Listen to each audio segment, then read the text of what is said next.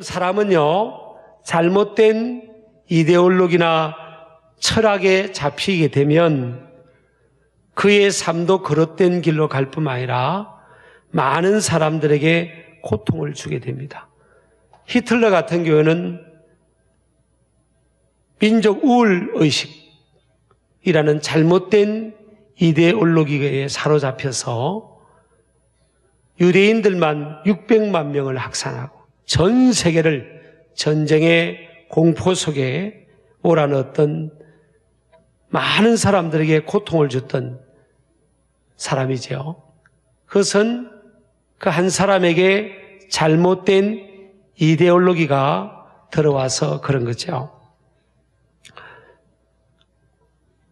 오늘 우리 사울을 보니까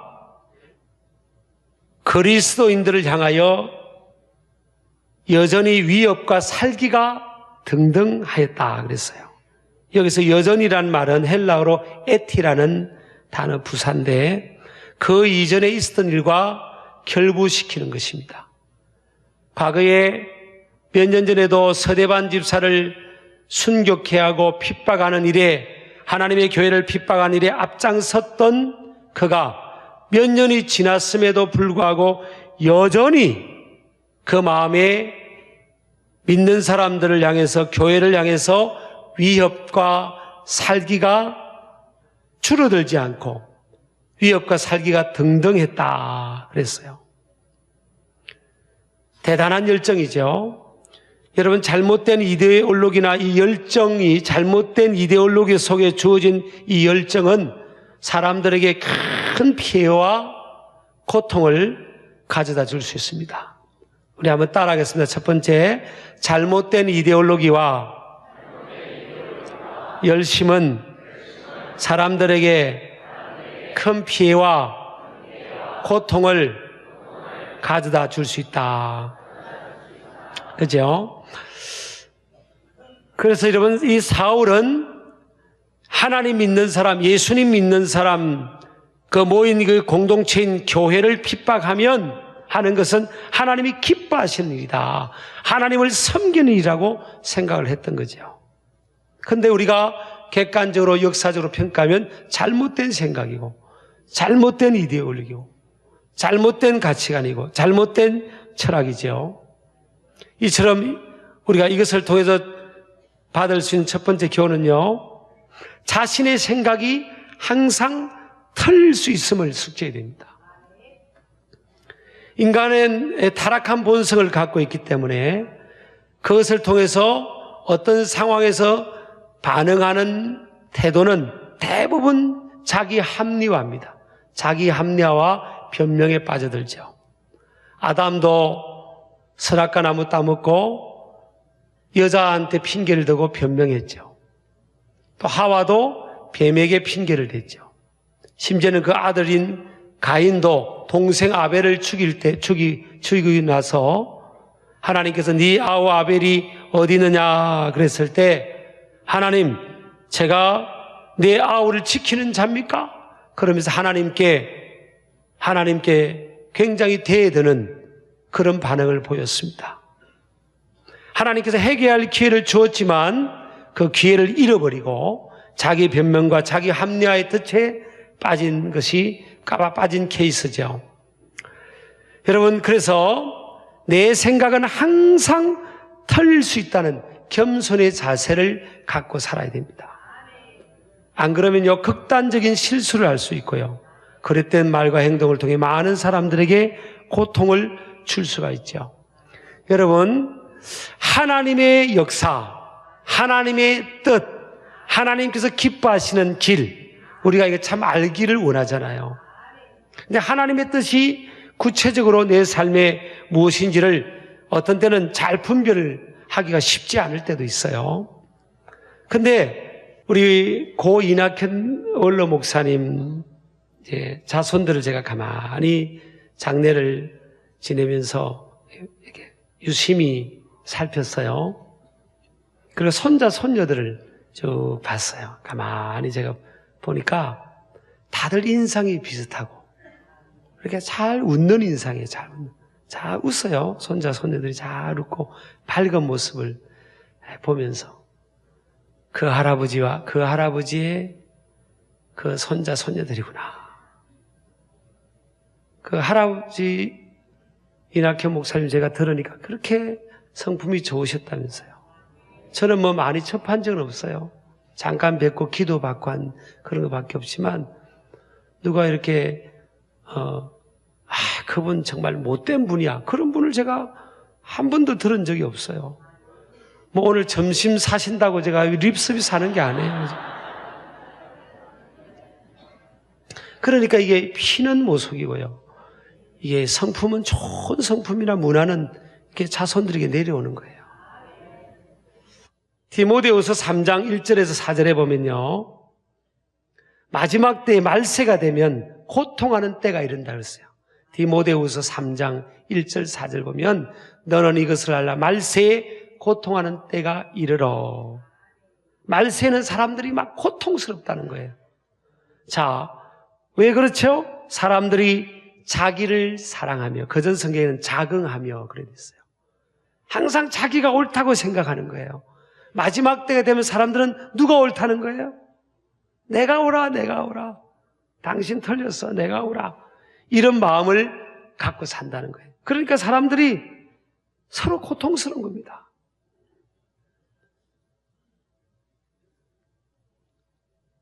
고린도후서 3장 6절에 보면 그가 또한 우리를 새 언약의 일꾼 되기에 만족하게 하셨으니. 율법 조문은 뭐라고요? 죽이는 것이요. 죽이는 거예요. 율법 조문이 뭐예요? 법이 법. 법은 죽이는 거라는 겁니다. 구약 성경의 율법이 613가지입니다. 정리하면. 근데 그 중에 하나가 부모님께 불순종하면 죽여라 그랬어요. 그리고 안식일을 범하면 죽여버리라. 저는 목회하다가 보면 목회가 성도들을 주님 전에 모아서 양육하고 그런 거잖아요. 근데 이게 주일날 와야 될 사람들이 안 오는 사람들도 많잖아요. 요즘 현대 교인들이. 그럴 때마다 성경 구약에 안식일을 범하면 죽여버리라. 이 성경이 그렇게 은혜가 돼요. 만약에 성경 그대로 이번 지금 은혜의 시대, 신약 시대가 아니고 구약 시대라면요. 성경 그대로 하면 한두 명만 주일 범했으면 죽이면 목회가 너무 쉬워질 것 같아요. 그죠? 제가 좀 심한 말 편해서 죄송합니다만은 법대로 따지면요. 법대로 따지면 안 죽을 사람이 어디 있습니까? 법의 기준에 다 맞는 사람이 어디 있어요? 근데 오늘 영은 뭐라고 하죠? 영은 고린도서 3장 6절 보면 영은 살리는 것이냐. 하나님의 영의 역사는 뭐예요? 살리는 역사예요. 살리는 역사. 하나님의 영은 살리는 역사지 죽이는 역사가 아니라는 겁니다. 요한복음 6장 63절에 보면 살리는 것은 영이니 육은 무익하니라. 내가 너에게 이런 말은 영이요 생명이라. 살리는 것은 뭐예요? 영. 영의 역사는 살리는 역사라는 겁니다. 죽이는 역사는 아니에요. 죽이는 역사는 하나님의 역사가 아니에요. 그래서 여러분, 이 세상에는 두 가지 역사가 있는 겁니다. 하나님의 영이 역사하는 역사가 있고 마귀의 영이 역사하는 역사가 있어요. 하나님의 영이 역사하면 살아납니다. 죽은 영혼도 살아나고 가정도 살아나고 관계도 회복이 되고 교회도 살아나고 살리는 역사예요. 반면에 마귀가 역사는 뭐예요? 죽이고 빼앗고 멸망시키는 거니까 마귀는 죽이는 역사입니다. 자, 내가 너에게 이런 말이 영이고 생명이라 했잖아요. 생명, 살리는 것. 자, 가족들끼리 살아가면서도 내 마음에 막 상대방이 막 믿고 싫고 그래서 막 따다다다다다 말을 하잖아요. 막 다다다다다다다 그러잖아요. 그러면 그 말이 상대방을 살리지 않으면 뭐예요? 그것은 마귀 역사입니다. 원인이 어떻든 간에 하나님의 역사는 살리는 역사예요. 살리는 역사. 여러분 그런 말이 있어요. 남자가 세상의 모든 세상의 모든 사람들이 그 남자를 짓밟아도요, 집에 아내가 말로 격려하고 세워주면 그 남자는 재기한다잖아요. 남자분들은 이럴 때 좀 아멘 좀 하시옵소서. 기 좀 살려드리려고 제가 이렇게 예를 드는데.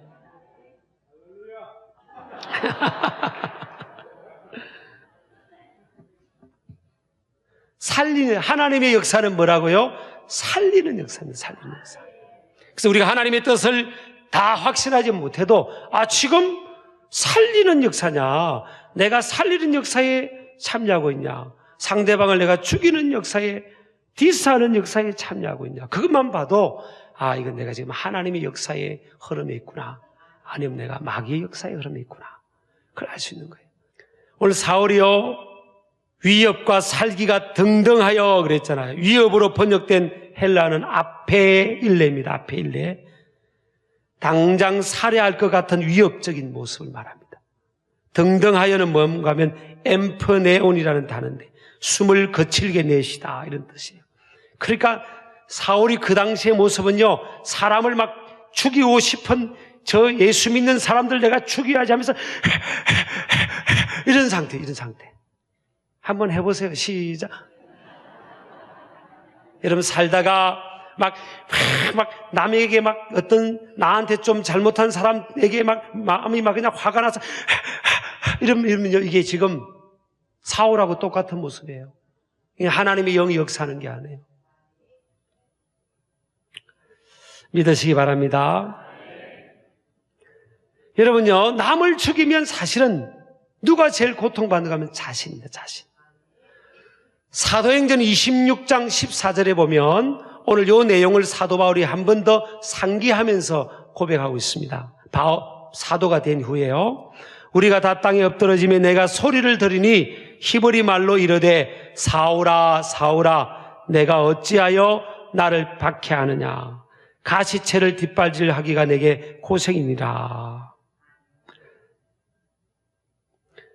오늘 사도행전 9장 4절을요 다시 사도 바울이 리뷰하고 있는 거예요. 그런데 어떤 내용이 덧붙여 있죠? 가시체를 뒷발질하기가 내게 고생이니라. 지금 사울이 위협과 살기의 마음을 가지고 막 씩씩거리면서 예수 믿는 사람을 향해서 공격하러 가는데, 실상은 주님이 볼 때는 뭐예요? 가시체, 가시가 달린 채가 있는데 그것을 사울이 지가 뒷발질하는 거예요. 여러분, 큰 가시가 달린 그런 기둥 같은 것을 자기가 뒷발질하면 누가 아파요? 누가 아파요? 네가 가시체를 뒷발질하기가 내게 고생이니라, 그런 겁니다. 여러분, 사람을 자꾸 살려야 오래 살고요, 복도 받습니다. 그 복이 내게도 오는 거예요. 사람을 죽이고 디스하고 하는데 참여하면요, 자기가 제일 고통받습니다. 병이 오든지요, 마음의 어떤 평강이 뺏기든지, 그렇게 고통이 오는 겁니다. 환경에 고통이 올 수도 있어요. 남을 향해서 부정적으로 대하는 것이 부메랑이 돼서 내게 돌아오는 거예요. 부메랑이 돼서. 뭐가 돼서요? 부메랑이 돼서 돌아옵니다.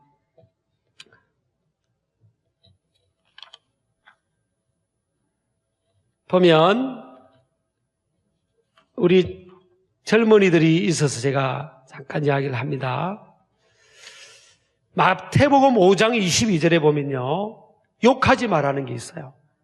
나는 너에게 이르노니 형제에게 노하는 자마다 심판을 받게 되고 형제를 대하여 나가라 하는 자는 공회에 잡혀가게 되고 미련한 놈이라 하는 자는 지옥불에 들어가게 되리라.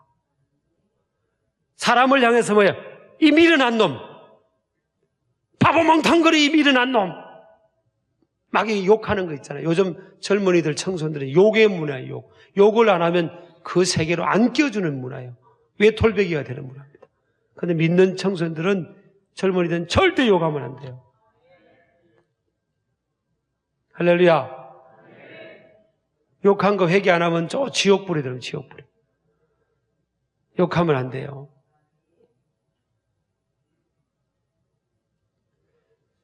자, 두 번째요. 하나님의 역사하심은 어떤 사람의 길도 바꾸어 놓을 뿐만 아니라 변화시킵니다. 여기서 이 사울이 다메섹 도상으로 가다가 그 도상에서 태양보다 해보다 더 밝은 빛을 체험했잖아요. 사도행전 26장 13절에 보면 해보다 더 밝은 빛이었다 그랬어요. 그 빛을 체험했을 때 사울이 꼬꾸라졌습니다. 그래서 여기서 빛은요, 헬라어로 포스라는 단어인데 구약 성경에서 보면 하나님의 임재를 나타내는 히브리어로 쉐키나입니다. 쉐키나. 하나님의 영광, 하나님의 현현, 이것을 나타내는 말이에요. 자, 사울이 지금 어디에서 예수님을 만났죠? 하나님을 만났죠? 어디에서 주님의 음성을 들었죠? 길이었습니다. 길에서. 다메섹으로 가는 길 위에서 주님 만나고 꼬꾸라지고 회개하고 회심한 거예요. 여러분, 우리나라 한국교회 또 크리스찬들의 약점이 뭔가 하면 이분법적인 삶을 살잖아요. 예배당 안에서는 다 믿음 생활 잘하는데 교회 밖에만 나가면 믿음 생활 못하는 사람이 많다는 거예요. 제가 정죄하려고 그런 게 아닙니다. 삶의 현장에서 가정, 직장, 학교, 사업장, 삶의 현장에서 우리가 주님의 임재를 경험해야 되는 겁니다.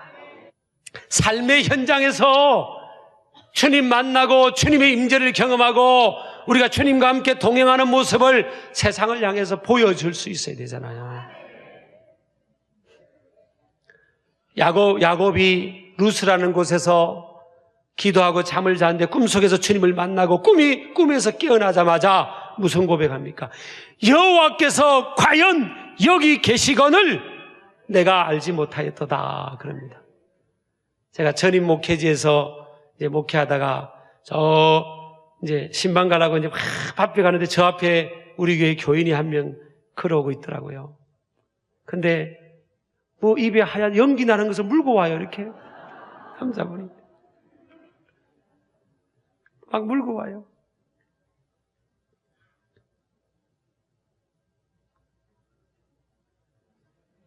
나쁜 목사님 같으면, 성격이 나쁜 분은요, 아유 오셨냐고 그러면 목사님 보면 다 이러는데 목사님 보자마자 뭐 할까? 막 숨깁니다. 저는 그냥 못 본 척하고 갑니다. 제가 봤지만 못 본 척은 그냥 이렇게 합니다. 근데 어떤 목사님은 안 그런데요. 일부러 가지고 악수를 끝까지 하고, 그리고 호주머니 속에서는 담뱃불이 탈 때까지 막 압수입니다.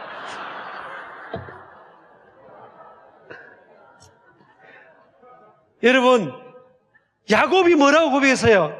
여호와께서 과연 여기 계시거늘 내가 알지 못했구나. 하나님이 나와 함께 계시는 것을 모르니까 마음대로 행동하는 겁니다. 하나님 택한 백성들임에도 불구하고. 여러분, 마지막에 담임 목사가, 목회자가, 여러분 지금 생활하는 바운더리에 가만히 옆에 앉아있다고 하면 여러분 행동이 달라질 거 아니에요. 그렇죠?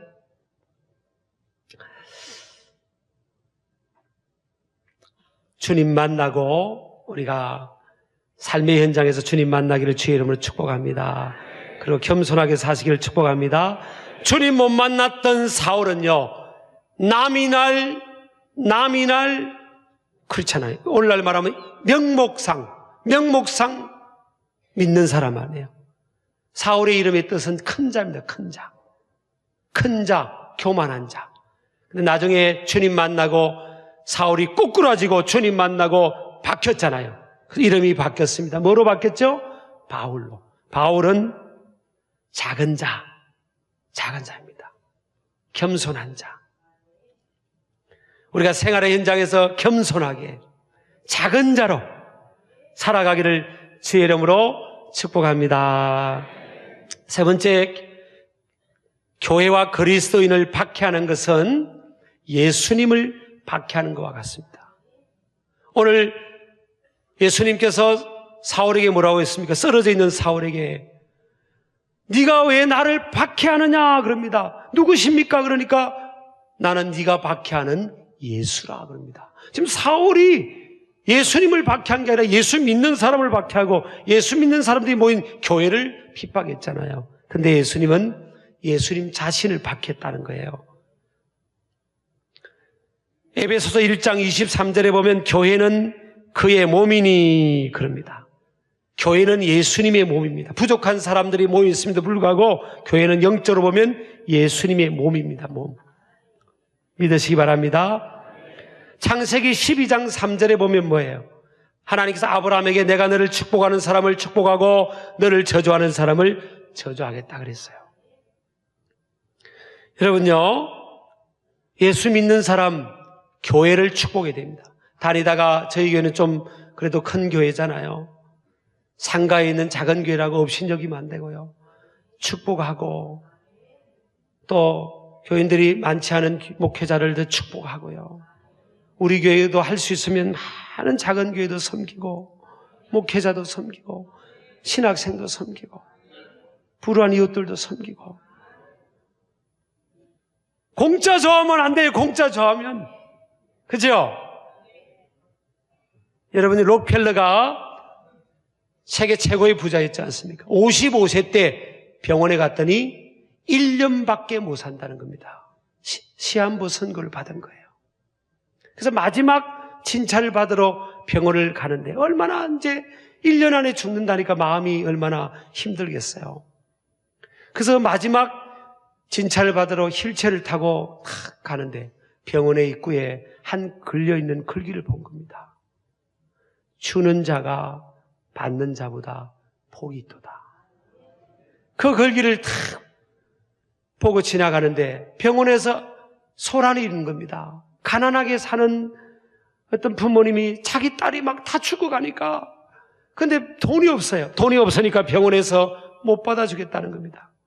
그때 이 록펠러가 빚을 지켜서 몰래 아무도 모르게 저 집의 소녀 치료비를 다 대주라고.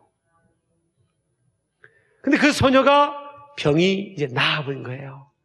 그때 이 록펠러가 처음으로 행복함을 느꼈다는 겁니다. 그때 결심한 겁니다. 내가 가지고 있는 재산, 내가 지금 죽는 마당에 가지고 있는 재산, 부둥켜 갖고 있으면 뭐하냐. 그러면서 자꾸 하나님께 드리고 선교하고 구제하고 나눈 거예요. 근데 자꾸 나누면서 사는데 죽지를 않는 겁니다. 그래서 98세까지 살았어요.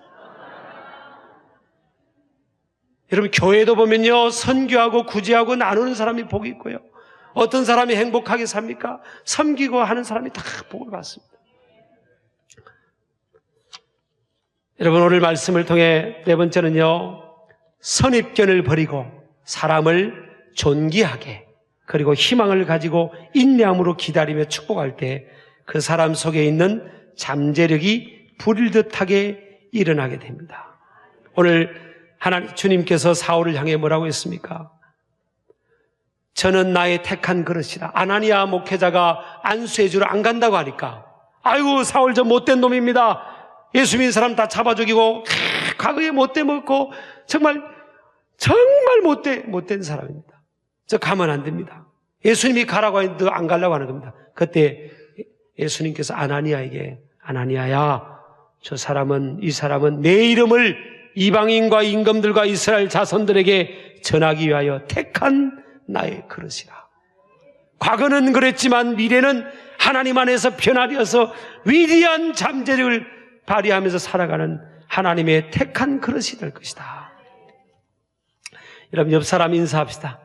저의 과거를 묻지도 보지도 조사하지도 마십시오.